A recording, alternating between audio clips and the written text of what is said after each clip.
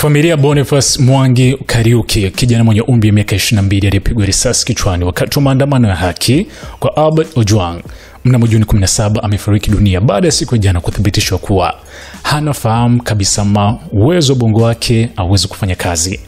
Msemaji wa familia hii Emile Wanjira amesema Boniface alifariki siku ya leo Jumatatu mchana saa 9:15. Taarifa iliyotoka siku ya jana ilisema tuliitwa saa 6:47 usiku. Tulipoingia madaktari walituambia kuwa Boniface hana tena shughuli za ubongo. Mashine bado zinadumisha mapigo ya moyo lakini kisheria hawezi kuzizima, alisema Wanjira. Kariuki alipigwa risasi katika barabara ya Tom Mboya jijini Nairobi wakati wa maandamano ya kudai wajibikaji kufuatia kifo cha mshawishi maarufu Albert Ojwang akiwa rumande.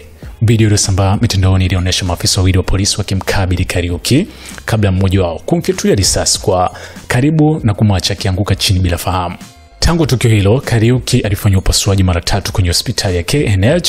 Madaktari walifanikiwa kuondoa kitu kilichokuwa kikifanana na risasi kwenye ubongo wake, kinachoshukiwa kuwa ni risasi ya mpira, ingawa uchunguzi wa kina wa kitaalamu bado ulielezwa kwamba unaendelea. Hata hivyo, vipande vingine vya risasi vilielezwa kwamba kubaki kichwani mwake.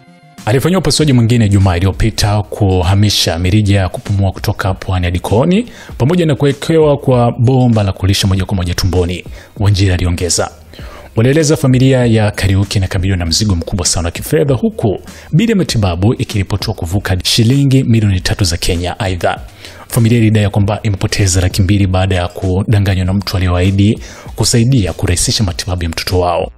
Baba mwathiriwa Jona Kariuki alieleza maumivu na mshtuko mkubwa kutokana na hali hiyo. Ubongo mwanangu haufanyi kazi lakini moyo bado unapiga. Tunahitaji msaada kulipa gharama hizi na kupata haki, alisema kwa uchungu. Tukio hilo liliibua hasira kubwa miongoni mwa umma, huku mashirika ya haki za kibinadamu yakishinikiza polisi wawajibishwe.